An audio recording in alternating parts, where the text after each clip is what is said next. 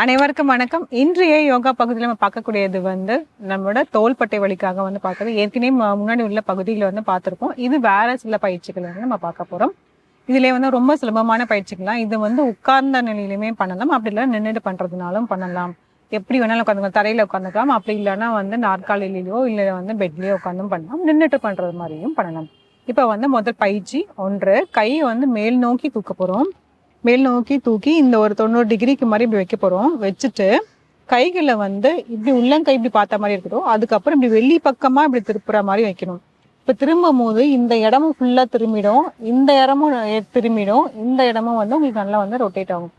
So இப்போ இப்படி மறுபடியும் இப்படி உள்ளுக்கு பக்கம் இப்படி திருப்ப போகிறோம். இந்த சின்ன ஒரு அசைவு தான் இந்த தோள்பட்டையிலேருந்து இந்த கைகள் விரஸ்ட் வரைக்குமே நல்லாவே சுழற்சி ஆகும். மறுபடியும் பண்ணலாம். ஒன்று, ஒரு உள்ள பக்கம் ஒரு வெளியில் பக்கம் வந்தால் ஒன்றுன்னு வச்சுக்கலாம். 2, 3, 4, 5, 6. தளர்த்திக்கலாம். ஒரு ஆழ்ந்த மூச்சு உள்ளே இழுத்து வெளியிடலாம்.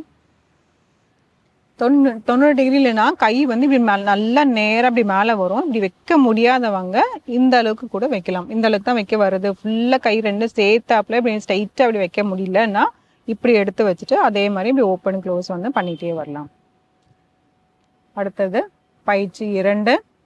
2ல் இது அப்படியே தொடர்ச்சியாக கையை அப்படியே வலது பக்கமும் இடது பக்கமும் பண்ண போகிறோம். இதில் ஒவ்வொரு கையாகவும் பண்ணலாம், அப்படி இல்லைன்னா 2 கையுமே சேர்த்தே பண்ணலாம்.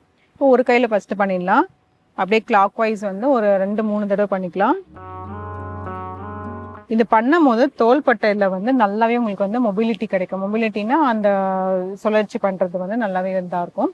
இப்போ அப்படியே ஆப்போசிட் டைரக்ஷனில் பண்ண போகிறோம். 2, 3.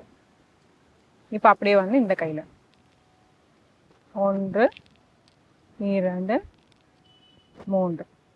Opposite direction. 1, 2, 3. இப்போ நம்ம பண்ணுறது எல்லாமே ஒரு 3 தடவை இல்லை ஒரு 5-6 தடவை தான் பண்ணுற மாதிரி இருக்கும். ஆனால் நீங்கள் பண்ணும்போது ஒரு 10 முறையாவது பண்ணுற மாதிரி இருக்கும். இப்போ 2 கையுமே சேர்த்து பண்ணலாம். கைகள் எல்லாம் மேல் நோக்கி தூக்கிட்டு அப்படியே பின்னாடி வரும். 1, 2, 3, 4, 5, 6. இப்போ அப்படியே ஆப்போசிட் டைரக்ஷனில் பண்ண போகிறோம். 6, 5, 4, 3, 2, 1. தளர்த்திக்கலாம். ஆழ்ந்த மூச்சு உள்ளே இழுத்து வெளியே விடலாம். இந்த மாதிரி இருக்கும்போது நம்மளோட ஷோல்டர் மொபிலிட்டி ரொம்பவே நல்லா இருக்கும். அதுக்கப்புறம் ஒவ்வொரு ஜாயிண்ட்லையுமே ஒரு சைனோவியல் ஃப்ளூயிட் ஒன்று இருக்கும். அது ரொம்ப இறுக்கமான தன்மையாக இருக்கிறதுனால தான் அது மூட்டு வலி வருது. மூட்டு வலியில் இருந்தாலும் சரி, இல்லை தோள்பட்டை வலியாக இருந்தாலும் சரி, இல்லை இந்த எல்போ வலியோ இந்த விரிஸ்டோ அங்கங்கே இருக்கிற அந்த ஃப்ளூயிட் சரியாக இல்லாதனாலையும் சரி, ரொம்ப இறுக்கமாக இருக்கிறதுனாலையுமே இந்த மாதிரி வலிகள் வரலாம். அதனால இந்த மாதிரி சின்ன சின்ன பயிற்சிகள் செய்யும் போது அது நல்லாவே தளர்வடைஞ்சு லூசன் ஆகி கொடுக்கறதுனால ரொம்பவே நல்லாயிருக்கும். இப்போ பயிற்சி 3 ஒன்று பார்த்துடலாம்.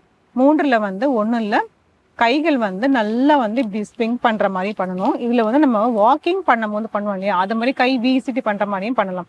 அப்படி வாக் பண்ணும் போதுமே பண்ணலாம். அப்படி இல்லை நின்றுட்டு பண்ணுற மாதிரி பண்ணலாம், இந்த மாதிரி உட்காந்து பண்ணுற மாதிரியும் பண்ணலாம். எனக்கு டைமிங் இல்லை வாக்கிங் போகிறதுக்கு, இல்லைன்னா காலையில் நான் வேலைக்கு போகிறேங்கிற மாதிரி இருந்துச்சுன்னா நீங்கள் உட்காந்துலையே சேர்லேயே உட்காந்துட்டே நம்ம இதெல்லாம் செஞ்சிடலாம். இதுமாரி வாக்கிங் பண்ணுற மாதிரி பண்ணணும். 2, 3, 4, 5, 6. தளர்த்திக்கலாம். ஆழ்ந்த மூச்சு உள்ள இழுத்து வெளியிடலாம். இது முழுமையாக இந்த பயிற்சிகள் எல்லாமே 1, 2, 3 பயிற்சிகளை பார்த்துட்டு எல்லாமே இந்த தோள்பட்டை, அதுக்கப்புறமேட்டு இந்த மேல் தசைகள் இருக்கிறதுக்கு எல்லாமே ரிலாக்ஸ் பண்ணி கொடுக்கறதுனால கழுத்து வலியாக இருந்தாலும் சரி, தோள்பட்டை வலி இருந்தாலுமே நல்லாவே சரியாகும். இந்த பயிற்சிக்கெல்லாம் முயற்சி செஞ்சு பாருங்க. மீண்டும் அடுத்த பகுதியில் சந்திக்கலாம்.